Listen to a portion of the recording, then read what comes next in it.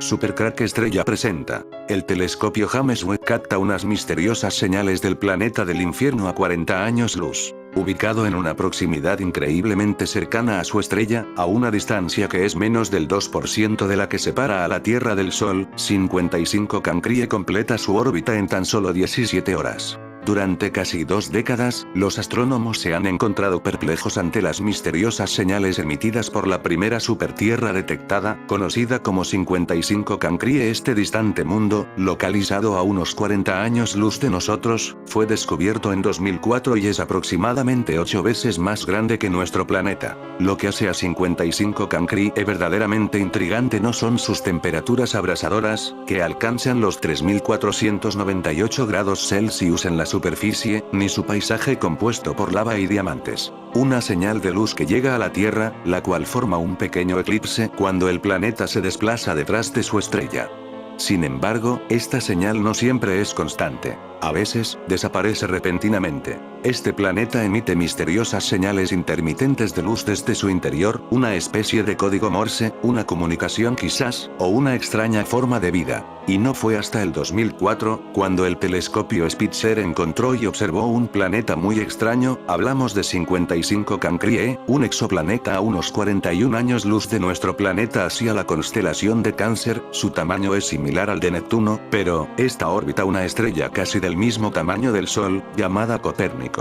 Este planeta extrasolar tiene características distintivas, entre ellas, en una de sus caras siempre es de día y en la otra de noche, así como también se considera que, debido a su composición química, la masa de este planeta está hecha de lava y diamantes. Este planeta de diamantes me recordó en el libro de Enoch, se relata la caída de los 200 ángeles. El sol vence las tinieblas. El héroe mata al monstruo. El sol mata al monstruo. El héroe vence a las tinieblas. El sol brilla con fulgor dorado. El oro brilla con fulgor dorado. El oro brilla como el sol, es el oro. La salud es oro. La juventud es oro. En el libro de Enoch se relata la caída de los 200 ángeles que se acoplan con las hijas de la tierra, a los que pagaron enseñando métodos mágicos y virtudes curativas de raíces y plantas. Por su parte el ángel malo Azazel enseñó a los que se reprodujeron el arte de fabricar espadas, escudos, corazas. Les descubrió los metales más nobles, y el arte de labrarlos, con la confección de brazaletes, joyas, pomadas para los ojos, el uso y técnica de labrar y cortar diamantes, y la preparación de tinturas. Este ángel malo se toma la playa, parece un pirata que se tomó el brebaje que el capitán Cobb daba a sus audaces cuando atravesaban los océanos. Reinaba el fulgor del metal, la espada y el color púrpura. La magia fantasiosa. El artificio del convertir a diamante estaba escrito en los documentos sagrados, pero el libro de Enoch tiene a la química como un mágico regalo del sexo de 2 ángeles caídos y doncellas de la tierra, y donde la magia es el referente de los inteligentes. Si quisiéramos haríamos de la alquimia el símil de la oscuridad con ejemplos de la peste en la vieja Europa, pero esta breve historia no está aparte del sol, ni de las tinieblas, ni del fulgor de la espada, que son los elementos del oro. Vamos a la especulación. La parte especulativa de magos, los hacedores de oro es el asunto científico más importante para la comprensión del mundo y fundamental para el porvenir. La historia corta de la naturaleza veía en la química la actividad altamente productiva un arte instrumental de hacer oro, cambiándose con el tiempo la noción de química por tener salud. A modo de una simple visión de la historia tenebrae del oro puede ser escrita así. La insólita respuesta a la llegada del sentir el oro, lo que nos rodea a la historia compleja y tan extraña, donde la conciencia común no vive del oro. Solo son grupos de iluminates, seres inteligentes en el medievo. La falta de comunicación de saberes es muy bajo, a caballo y palomas, la inteligencia se hizo euforia de retórica. La química con sus especulaciones protagónicas, es un arte oscuro porque el vulgo no olvida que es la puerta de la farmacia.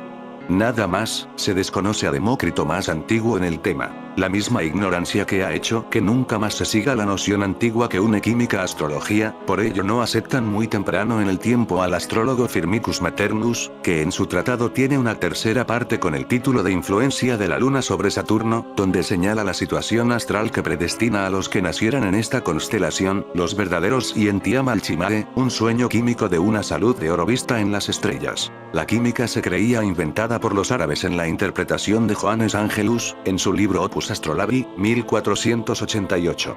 Pero solamente Sósimo de Panópolis indica que un tal Egipto es un verdadero representante de la alquimia. siglo IV después de Cristo, y testimonia que la palabra Egipto significa una alegoría, es la tierra negra o la negrura, donde el uso del blanqueo o el dorado, serían los colores apetecidos en el mágico arte. Hacer oro retoma la leyenda judía. El profeta Chemes escribió el primer libro de la Tecné química como arte de separar elementos, derivan química de chimos, o sea, el jugo de la vida del elemento, aunque todavía no hay la silueta definida de fabricantes mecanizados sobre los elementos que integran el oro, estos hombres quimos empezaron dominando un arte que extrae metal del metal, de tal arte se encuentran los cuerpos ensayísticos de Hipócrates. La palabra Egipto sería jugos chimas, no China, sino en el sentido de fundición metálica es arte de fundir metales, así se conservaba la historia de hacedores y transformadores de metales. Dentro de los hacedores de oro está la liberación sexual de los ángeles. Es la más curiosa leyenda de la química, de la invención de los ángeles malos, después de la expulsión de la pareja del paraíso es su liberación sexual y su recreación en la alquimia. Los ángeles malos después de la expulsión de Adán y Eva, se unían en amor con las hijas de la tierra, y éstas, en pago de los favores del cuerpo, les confiaban los secretos de la naturaleza. De una reinterpretación del Génesis. Como los hombres empezaron a procrear en la tierra y tuvieron hijas, los hijos de Dios se fijaron en ellas y como eran hermosas, de entre ellas escogieron sus esposas. Por entonces los tiranos en la tierra, ya que los hijos de Dios y las hijas de los hombres tenían relaciones y tuvieron hijos, que fueron poderosos en el mundo y gente famosa. Se agrega a esto que poderoso del mundo es gente famosa por poseer la creencia de la vida es oro cuyo disfrute es lo contrario a el tiempo es oro, donde se espera que todos ocupen la regla secreta de la alquimia. Este es el aire primario, maléfico donde se ubica el primer fracaso de la química, no tenía pudor para la mentira cuando acusan la represión de las instituciones que desvían las investigaciones, dejando a los químicos bajo la noción de una técnica malvada, un ser fugitivo y demoníaco. Se habla de un hito importante en la historia el compendio de todo el saber químico técnico del Oriente Egipto cuyo compilador Bolos, un alejandrino que integra bibliotecas enteras y templos egipcios, un saber pleno que vivió 50 años. Entre el año 250 al 150 a.C., redactó una gran enciclopedia de la ciencia griega, de la técnica empírica egipcia o patrañas, literalmente patas de araña, de la antigua Persia. En esta región se atribuían muchos actos químicos a Ostanes y a un reformador religioso Zoroastro, que comprendía temas referentes a hombres, plantas, animales, metales, minerales. De la simpatía y antipatía de los seres vivos, de las plantas y de las piedras, autor Zoroastro y más bien se trataba de enorme material psíquicamente unidos a los reinos de la naturaleza, y fue la fuente inspiradora de la obra de 1542 Plantas mágicas de Teofrasto Paracelso, un médico naturalista suizo, pionero de la farmacia moderna, y de Zaratustra de Federico Nietzsche. Bolos, el primer compilador de los saberes egipcios no tiene prestigio, se atribuye que son teorías del griego Demócrito de la ciudad de Abdera, que parecía más adecuado a formar una ciencia oculta y elítica que surgía silenciosamente entre los pasillos, de las intrigas mayores de la época de los emperadores. En textos de física y mística de Demócrito se habla que Claudiano entendía toda clase de cuestiones químicas, no se habla de conversión de metales en oro, y el oro relucía por todas partes en los templos de la ciudad de Bizancio. Se ocupaban de la laca. Su historia es un trozo de la historia de Bolos, y se atribuye a Bolos la invención, fabricación de piedras preciosas que resultan con las mismas palabras o rituales verbales que se usan para confeccionar esmeraldas artificiales. Según Posidonio, la obra tendría un capítulo en que trata de diamantes y la manera artificial de fabricarlos. Se atribuye a Anaxilaos, una buena receta para falsificar plata, atribuido a su vez a Demócrito. El historiador Plinio habla de la producción de la esmeralda de cristal por buenas recetas que falsifican su producción. Los dos libros atribuidos a Demócrito, Física y Mística sobre la plata y el diamante, tendrían un agregado que conduce a los fabricantes de oro, aquellos que también conocen el tratamiento de las perlas, y que con sus estudios que adquieren dominan posteriormente, el oro y la púrpura. Demócrito divide la literatura alquimista tiene dos vertientes. A. Procesos y preparaciones técnicas. B. Una nube mística, astrológica de la filosofía de la naturaleza, gnóstica religiosa, citas falseadas de filosofía, ocultismo ecléctico, encantamiento y magia, un lío de locura y razón, de griegos y superstición oriental, que se explica en el sincretismo del mundo alejandrino. Las recetas herméticas de Hermes Trismegisto aparecen en Alejandría posterior a Cristo con las dos astrologías, Nechepso y Petosiris. La más conocida sentencia alquímica que se haya escuchado por Demócrito, se atribuye a los labios del viejo mago Ostanés, y este personaje domina la literatura de los fabricantes de oro. La sentencia parece ser la métrica de un dibujo como la precognición de una región intuitiva, superior a la naturaleza y a los cambios. Desde Ostanés, la literatura química de la antigua Grecia supone una síntesis de la sentencia mágica en un racionalismo orgulloso, la parte en el todo, extraer del todo un elemento de otro, lo alquímico es la variabilidad de los rostros de la ruleta del oro. Es transmutación de los metales, ya más preciso y en secreto, extraer plata del cobre y extraer oro de la plata. Se unió la especulación del electrón, su campo y el sentido de aleación natural frecuente de plata y oro, de color amarillo claro. Era posible desde el electrón obtener oro y plata puros, separándolos del corazón del electrón. La etimología egipcia dice asem y en la alquimia griega asemos se refiere a electrón, que permite cualquier metal de otro en que se encontrará. Desde la preparación por los químicos griegos del agua sagrada, o sustancia primera, la piedra filosofal era mántrica, fruto de la ecolalia divina, el electrón dio con la clave. La especulación monista de la conciencia primitiva se abandonó para ser técnicamente más útil en otras búsquedas. La teoría o cuerpo primitivo de Bolos no es una mística de lo uno, sino platas, metales, tinturas etc. Así se dice de la falta de mística sagrada de los escritos de Sósimo, pues es muy práctico para la salud con recetas. Está la literatura alquimista que no considera recetas, sino el agua divina, y estos alquimistas hablan continuamente de la materia y de recetas químicas. Los fabricantes de oro es un paso místico a un sagrado lugar o a la tierra del arte para los profanos. El criterio moderno acepta que Helio Promoto fue aprendiz de un médico o farmacéutico llamado Ostanés, que vivió alrededor del año 100 después de Cristo, pero el misticismo novelesco se montaba a copiar historias para satisfacer a un público con llamativas invenciones, encubrimientos. Se ocultaba la fuente de los autores, se saqueaban entre sí la información, se hacían referencia a autoridades fabulosas y acompañaban a abundantes citas. Se perdía el camino del oro artificial, las cosas en sí mismas eran vistas y pregonadas con jactancia, pero presagiaban al lema seductor más antiguo de la vanidad. Aurum nostrum non est aurum vulgi. La imaginación egipcia tenía enorme fuerza en los tiempos de Cristo Salvador, y que la filosofía griega del siglo III. Habría conceptos especulativos fecundadores de métodos y técnicas superiores de los egipcios, que se relacionaban con la física de la antigüedad. Profundo. Los dos textos más antiguos de química lo dicen todo, les anticipo unas mágicas informaciones. En el papiro de Leiden en 1828 encontrado en una tumba tebana, se encuentra el relato de un anónimo admirador de la literatura mágica y de las ciencias ocultas, rollos mágicos, que registran imprecaciones mágicas, 2 códigos químicos. Se comentaba allí el logro mágico químico de ahogar un levantamiento de los egipcios en el 297 después de Cristo, se ordenaba cremación de todos los libros para fabricar oro, y se pensaba terminar los medios de riqueza fraudulenta a través de artes ocultas. Lamentaban haber sufrido una falsificación de metales preciosos y acuñamiento de moneda falsa. Estos escritos, ahora de sabiduría ocultista, hermetista y filosófica, permanecen en las arenas del desierto. Está el papiro de Estocolmo que fue regalado por el vicecónsul noruego-sueco Anastasi, que lo compró en Egipto, y lo regaló a su vez, en 1828 también, a la Academia Sueca de Estocolmo. Es otro recetario práctico, allí se reconoce a Anaxilaos, como autor intermedio en la obra de Bolos, que posa de técnico en la parte mágica de sus escritos, desterrado por la magia, confirmarían la afirmación de que el carácter místico de la química antigua, se origina en los helenos y en Pitágoras, instalados esos saberes en Egipto, donde lo fundamental es el arte sagrado de transmutar oro. Ostanés fue conocido como el primer maestro de toda la magia y de la ciencia mística oculta. Citado por Plinio y otros historiadores anteriores, que lo confirman místico con su atmósfera mágica, aunque su obra la consideran pseudocientífica. Se nombra a Ostanés en una obra médica de Helio Promoto, escrita en los tiempos de Adriano, se hace referencia a un remedio contra la fiebre que preparó el maestro Ostanés. Consistía en una mezcla de limaduras de plomo, hierbas caseras que se ponían al crisol.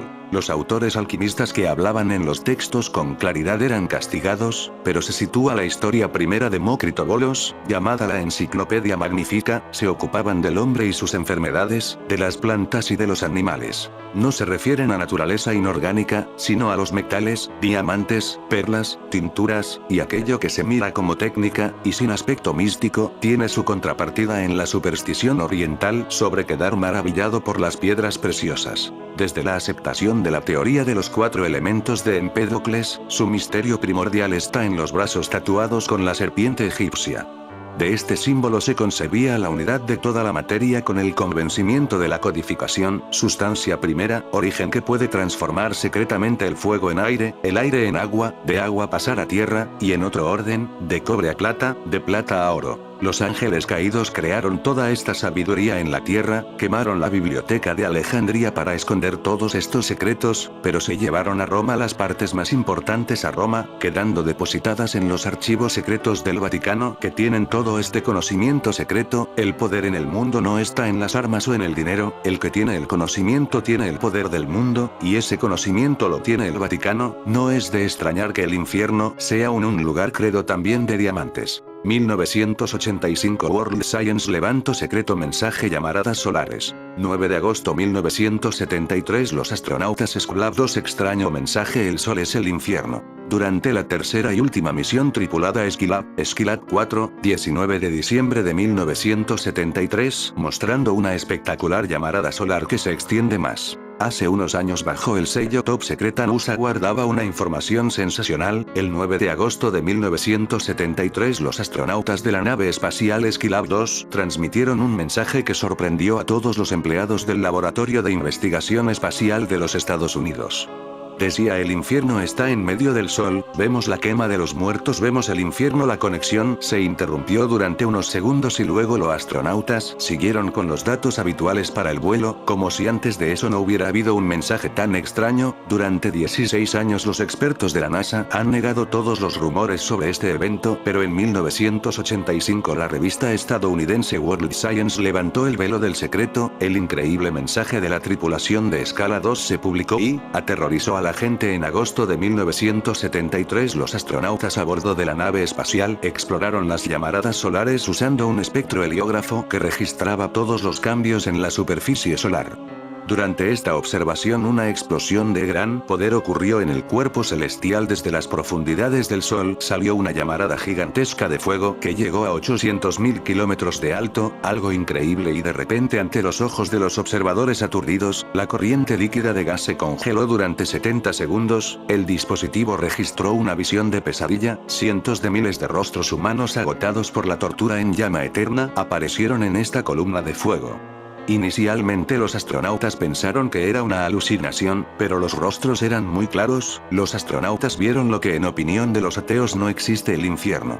Según la revista, en la actualidad los datos recibidos por los estadounidenses están siendo cuidadosamente estudiados 10 años después de este informe sensacional. Algunas publicaciones estadounidenses informaron a los lectores acerca de otro fantástico evento utilizando equipos especialmente creados y un telescopio para observaciones de radiación infrarroja. Los investigadores de la NASA fotografiaron un extraño fenómeno en el espacio exterior. Se veían personas y animales muertos flotando. Este acontecimiento causó un desacuerdo agudo entre los representantes de la ciencia oficial, los parapsicólogos, y los jefes de la iglesia, pero en una cosa coincidían todos ellos: la foto era auténtica. Uno de los miembros del comité oficial de expertos dijo: hemos sabido durante mucho tiempo acerca de la existencia de fantasmas. En mayo de 1993. Simplificando mucho, se podría decir que los buenos van al cielo, es decir arriba donde está Dios junto con sus santos, y los malos al infierno, es decir abajo, donde está Satanás y sus demonios. Pero como veremos, no hay ni abajo para los malos, ni arriba para los buenos. Para el cristianismo y el judaísmo, tanto el cielo como el infierno no son lugares sino un estado del espíritu. El genial Dante Alighieri, en su Divina Comedia, nos describe el infierno, el purgatorio y el cielo. Quien cruce la puerta del infierno se encontrará con una inscripción que dice: es por mí que se va a la ciudad del llanto, es por mí que se va al dolor eterno y al lugar donde sufre la raza condenada. Yo fui creado por el poder divino, la suprema sabiduría y el primer amor, y no hubo nada que existiera antes que yo. Abandona la esperanza si entras aquí. Muchos de nosotros solo recordamos las últimas 6 palabras, que en italiano sería: lasciate ogni speranza voi centrate. Y la imagen del infierno que todos tenemos en nuestra mente es la que nos describe Dante: tormentos sin fin, fuego y azufre. No hay redención en el infierno, no hay esperanza. Pero Dante no ubica a Lucifer rodeado de fuego, como todos creemos en nuestro imaginario, sino en un lugar totalmente congelado, de dimensiones ciclópeas, incrustado en el centro de una región de invierno perpetuo. Contrariamente a lo que describen las religiones monoteístas, esto es, que Satanás fue uno de los ángeles más poderosos del cielo y que, aún en su condena, conserva una porción considerable de su fuerza, Dante ilustra un ser mucho menos influyente. No gobierna sobre ningún reino subterráneo. De hecho, se encuentra prisionero del infierno así como el resto de los réprobos que lo habitan. El Satanás de Dante y la Divina Comedia es una criatura grotesca asignada por la tragedia. Uno de los últimos estudios del organismo de tecnología espacial estadounidense afirma que encontró el hogar del diablo. Cuando hablamos del infierno generalmente nos referimos a un sitio que, según varias creencias, se encontraría en un ámbito sobrenatural. Y, según un reciente descubrimiento de la NASA, existiría un infierno espacial ubicado en un punto físico de la galaxia. Sin embargo, para algunas personas, el Averno no es un lugar determinado, sino un estado producido cuando se choca contra una situación dolorosa, la cual surgiría como consecuencia de las malas decisiones cometidas. Mediante el telescopio propio del organismo, James Webb, la agencia espacial consiguió nuevos datos sobre el exoplaneta. Un nuevo estudio puede haber resuelto el misterio de las señales lumínicas intermitentes que llegan del 55 Cancrie, un planeta rocoso y 8 veces más masivo que la Tierra, del que se dice que un tercio está formado por diamante sólido, al cual se lo ve como un infierno en el espacio, debido a que está cubierto de lava de una forma que, hasta el momento, no se había visto en otro mundo. Este descubrimiento captó el interés de una buena parte de la comunidad científica, porque la diversidad geológica de ese exoplaneta permitiría comprender cómo evolucionan los planetas rocosos similares a la Tierra. A través de una presentación oficial, el sacerdote y doctor en filosofía por la Pontificia Universidad de la Santa Cruz de Roma, Italia, Mario Arroyo, expuso que el infierno no es un lugar, sino un estado de privación eterna y definitiva de Dios. Además, indicó que el hecho de que los científicos de la NASA lograran descubrir un planeta con una temperatura elevada y lleno de lava derretida solo representa una metáfora sobre el Averno. Por otra parte, el sacerdote expresó que, a pesar de que el planeta 55 Cancrie posea unas condiciones extremas de calor, es un mundo que no está exento de la presencia de Dios, situación que no ocurre en el infierno, pues ese es un estado caracterizado por la ausencia de Dios. Un nuevo estudio puede haber resuelto el misterio de las señales lumínicas intermitentes que llegan del 55 Cancrie, un planeta rocoso y 8 veces más masivo que la Tierra, del que se dice que un tercio está formado por diamante sólido. En fin, amigos de Supercrack Estrella, si el video te gustó, pulgar arriba.